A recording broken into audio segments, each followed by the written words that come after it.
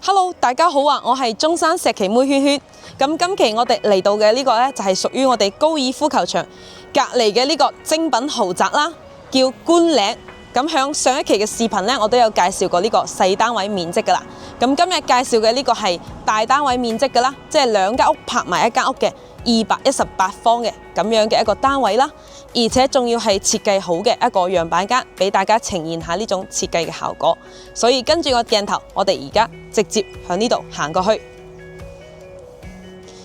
咁可以見到啊，呢度都係非常嘅寧靜啦。隔離呢個樓盤呢，就係叫萬科柏悅灣嘅。咁向呢度行過去呢，沿住呢個高爾夫球場咁靚嘅一個景色啦，同埋隔離呢度仲有條咁靚嘅湖添。所以之後再向呢度跑下步咁啦，都係好正噶。我個人覺得呢，喺呢度嘅選擇呢係適合點樣嘅人群啦，即係比如你係想喺呢個都市當中去尋找一份寧靜嘅，所以呢度係非常合適啦。咁呢，我喺呢附近呢，打車去到呢啲商場呢，都需要10分鐘嘅時間啫。咁一陣我就會喺我視頻當中去詳細咁去講解呢啲嘅嘢噶啦。咁繼續跟住我鏡頭，我哋一齊行。咁呢度就係萬科柏悅灣嘅一個入門處啦，另外一個門口嚟嘅。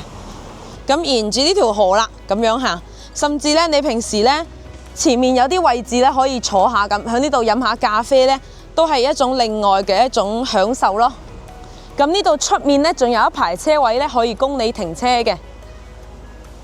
比如有時候話唔想咁快揸車返到屋企啊，喺呢度停下都好 OK 㗎。而家呢，就係一個秋天嘅時刻啦，秋天嘅呢個時候呢，有啲風啦，咁吹下呢，就唔會好似夏天咁熱嘅，所以呢種嘅感覺呢，都係非常舒服㗎吓。咁呢，就往呢條路上去呢，我哋又好似呢個姐姐仔咁啦，開部摩托車啊，或者呢啲嘅電車啊，都係非常方便嘅。咁向呢度行上去呢，就係呢個觀嶺嘅呢個嘅銷售中心咯，同埋呢個嘅大門入口處噶啦。咁呢度面前呢幾座可以見到矮啲嘅呢，呢個就係呢個觀嶺嘅碟墅嚟嘅。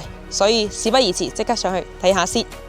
咁而家呢，就到達咗呢個觀嶺嘅大門啦，可以見到呢幾個字啊，嶺山花開，深居之約啊。係好有韻意嘅吓，喺呢度。咁呢可以見到啊，嗰邊過去呢，就係我之前視頻都有介紹過嘅。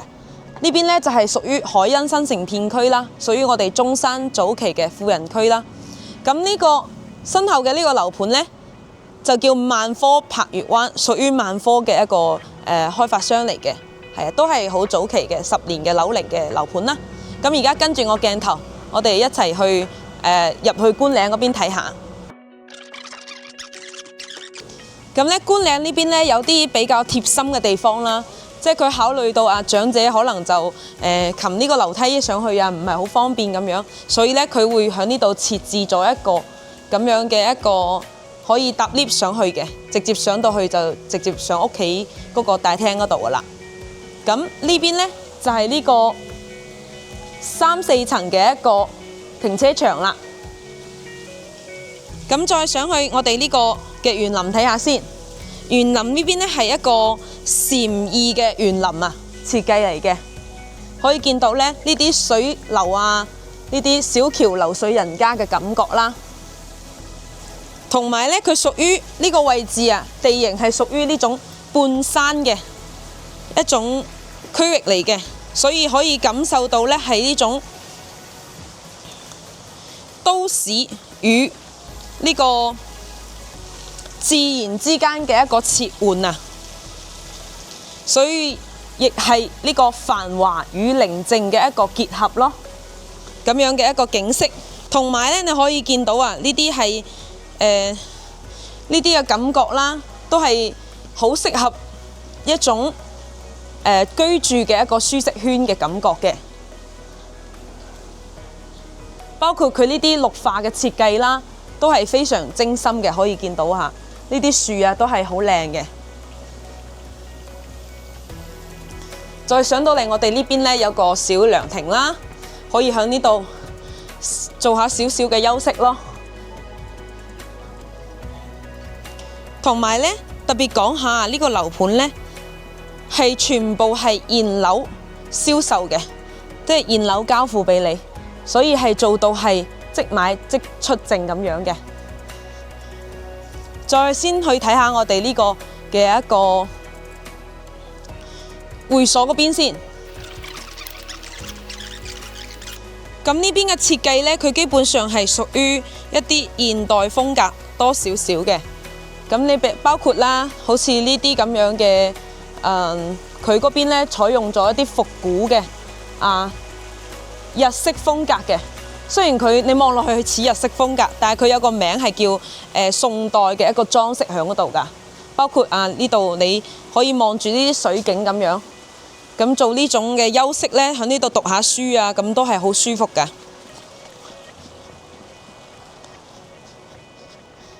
咁呢，面前嘅呢個區域呢，就係屬於呢個別墅區。咁呢，而家都係即將開售㗎啦。係啊，佢呢啲係比較大面積嘅單位啦。咁呢邊呢，就係一個網球嘅區域，樓下呢，就係一個泳池啦。咁呢，我哋之前都有講解過㗎。係啊，比如你個網球場呢，有時你打完網球呢度做下休息，咁都係好舒服嘅嚇。咁再跟翻個鏡頭，我哋再去睇翻呢個小區。咁呢種呢，你可以見到小區嘅呢種嘅綠化品質啦，同埋呢種嘅自然景觀感覺啦。呢種就係結合到呢種自然嘅融合山村入夢同埋日享呢啲咁樣嘅一個生活品質啊。今日我帶大家去睇嘅呢個單位呢，係呢個大面積單位嚟嘅。咁基本上係兩間單位拍埋一間咁樣嘅，所以佢做到係218方。係啊，咁我哋就入去睇下。喺我哋入呢個大廳之前呢，呢邊呢就係一個兒童遊樂場嘅區域啦。咁呢邊有啲滑梯啦，以及呢嗰邊過去呢，就係呢個滑板場啦。因為而家啲小朋友甚至係大朋友都係鍾意滑板嘅。咁呢啲嘅區域呢，都係真係好現代化嘅設計嚇。咁而家我哋入去我哋嘅大廳呢邊睇下啦。入到嚟大廳呢邊呢，可以見到呢，呢啲都係簡約式嘅風格啦，現代簡約式嘅風格。咁呢邊係有個貼心嘅地方係咩呢？就係因為我哋甚至係我哋嘅 lift 入面呢，都有埋冷氣俾你嘅，所以夏天特別咁熱嘅時候呢，係啊，你入到嚟都係有一種舒服嘅感覺。係啊，咁呢度就2部 lift 嘅，上到嚟呢個 lift 位呢，係2梯3戶俾到你啊。咁而家先睇下呢個大面積單位嘅218方嘅4+1戶型啦。咁今日呢邊呢，我哋嘅設計呢都係非常嘅地中海嘅一個簡約風格啦。入門嘅呢個位呢，可以好似參考佢咁，做成一個鞋櫃啦，咁樣嘅一個擺放位置啦。咁好似佢而家呢啲嘅裝飾品呢，都係好靚嘅。咁先嚟睇翻呢邊就係我哋嘅一個玄關位置啦。我所講嘅呢啲呢，都可以參考下呢個方式啦。咁先嚟睇下我哋呢個客廳嘅位置啦。哇！呢種呢視覺就係我哋成功人嘅一個視覺嚇，望出去成個高爾夫球場嘅一個 view 啦，同埋可以見到嘅就係呢個五桂山嘅一個山脈添。係啊，咁樣嘅一個設計呢，佢採用呢啲米白色嘅呢啲嘅簡約風格啦，係真係顯得係非常嘅高級嘅。隔離呢邊呢，可以參考翻咁做翻一間咁樣嘅茶室啦。關上咗你嘅門呢，就成為咗你嘅世界噶啦。再嚟睇翻我哋一個陽台呢邊嘅一個感覺先。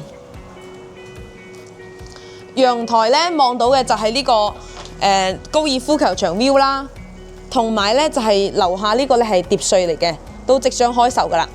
以及呢，我哋小區配套仲有咩呢？呢個泳池啦，同埋呢個網球室嘅。網球場啊，同埋呢個樓下仲有個兒童樂園啦、滑板區呢啲嘅地方嘅。入返嚟呢邊，咁今日嘅呢個廚房呢，係採用呢種嘅一個吧台呢，係擺喺出面嘅呢種開放式㗎啦。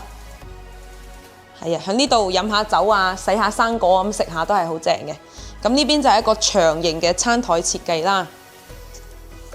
喺呢度就可以進行呢個家庭嘅一個聚會㗎啦。咁再嚟睇返呢邊嘅一個房間先。咁今日呢邊嘅仲有一個配套嘅一個洗手間嘅。咁今日嘅呢啲格調呢係用淺色嘅，淺色係呢有啲時候呢都係俾到一種高雅嘅感覺咯。睇返我哋嘅廚房啦，呢個一個長形嘅 L 型嘅一個設計啊。帶埋生活小陽台，咁樣咧，你放個洗衣機啊，啲雜物擺喺嗰度咧，都係好正嘅。咁今日呢間屋咧，我哋呢個樣板間係非常嘅用心嘅，係啊，佢係呢個設計師咧係用咗好多嘅呢啲嘅亮點啦，可以見到呢啲嘅空間咧係好正嘅感覺，好似你去到一啲國家啊，其他國家去度假嘅感覺㗎嚇。咁呢邊就係我哋嘅公共衛生間啦。咁而家我哋另外睇3間嘅房間啦，呢邊係入門嘅右手邊呢邊嘅。咁呢度呢可以見到呢邊可以做成一個長輩房啦。咁呢度仲係有一個陽台嘅，係直接望到嘅係呢個海欣新城片區啦。呢度係號稱中山嘅最早期嘅一個富人區嘅嚇。咁行路過去10分鐘以內呢，就到達呢個嘅新鮮嘅街市長江菜市場俾到你，同埋呢同樣可以行路到達呢個中山本土嘅一個商場1+1啦。咁我哋可以講下呢邊嘅配套設施啦。隔離呢邊呢，就好似按照翻參考佢咁樣做翻一個書房咁樣。係啊，最後到達嘅係主人房呢邊啦。主人房呢邊咁樣嘅一個現代風格設計呢，我個人覺得係非常舒服啊，同埋真係好中意呢種嘅設計啦，淺色系啊。咁呢邊呢，可以見到呢個 view 呢，望出去呢都係一樣高爾夫球場嘅呢種嘅視覺啦。係啊，因為由於我哋呢個開發商呢，佢係比較係響早期我哋就已經係做咗呢種嘅高檔小區嘅一個品質嘅。呢邊就係一個配套嘅洗手間，好似參考翻佢咁，做埋一個浴缸咁，都係一個好好嘅一個生活品質啊！咁呢個星光禮遇呢邊呢，係好早期就做一啲高品質小區嘅，所以樣樣呢，我哋係配套啊，同埋呢啲嘅交付標準啊、質量呢啲都好有保證嘅。咁先講下我哋呢邊周圍嘅有啲咩嘅配套啦。10分鐘車程到達 Coco City 啊、富日城啊，同埋嗰個遠洋大順啊，呢3大商圈俾到你，而且呢啲商圈仲配套有香港直通巴士直達香港市區嘅。